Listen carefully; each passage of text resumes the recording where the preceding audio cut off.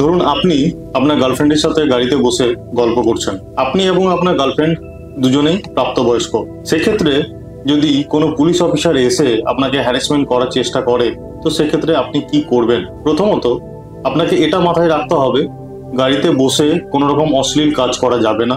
দ্বিতীয়ত, police officer এসে যদি আপনাদের নাম বা ঠিকানা জিজ্ঞাসা করে, হ্যাঁ, ক্যাজুয়ালি আপনি আপনার নাম এবং ঠিকানা বলতে পারেন। সেক্ষেত্রে আপনিও কাউন্টার কোয়েশ্চেন করতে পারেন। যদি ওনার আইডেন্টিটি মানে ওনার নেম প্লেট যদি ভিজিবল না থাকে, আপনি সেক্ষেত্রে তার নাম জানতে পারেন।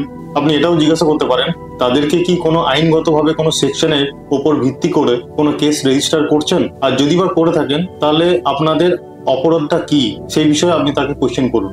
যদি আপনি দেখেন যে সেই অফিসার আপনাকে হ্যারাস করার চেষ্টা করছে, তাহলে আপনি সেই পুলিশ অফিসারের নাম এবং আপনার ঘটনাস্থল, সেই জায়গার নাম এবং সেই সময় উল্লেখ করে আপনি সেই অফিসারের এগেনস্টে এসপি কে কমপ্লেন করতে পারেন, বা হিউম্যান রাইটস ন্যাশনাল বা স্টেট লেভেলে আপনি কমপ্লেন রেজিস্টার করতে পারেন। এবং আপনার সাথে থাকা মহিলাকে সন্ধ্যে 6টা থেকে সকাল 6টা পর্যন্ত অ্যারেস্ট করা যাবে না। কোনো পুরুষ পুলিশ অফিসার অ্যারেস্ট করতে পারেন না, সেক্ষেত্রে মহিলা পুলিশ অফিসার এসে তাকে নিয়ে যেতে পারেন। যদি ইলিগালি ভাবে কোনো কেস আপনাদের এগেনস্টে রেজিস্টার করা হয়, তাহলে সেক্ষেত্রে আপনার পরিচিত কোনো অ্যাডভোকেট বা আপনি বাড়ির যে কোনো কারোর সাথে কন্ট্যাক্ট করে সহায়তা নিতে পারেন।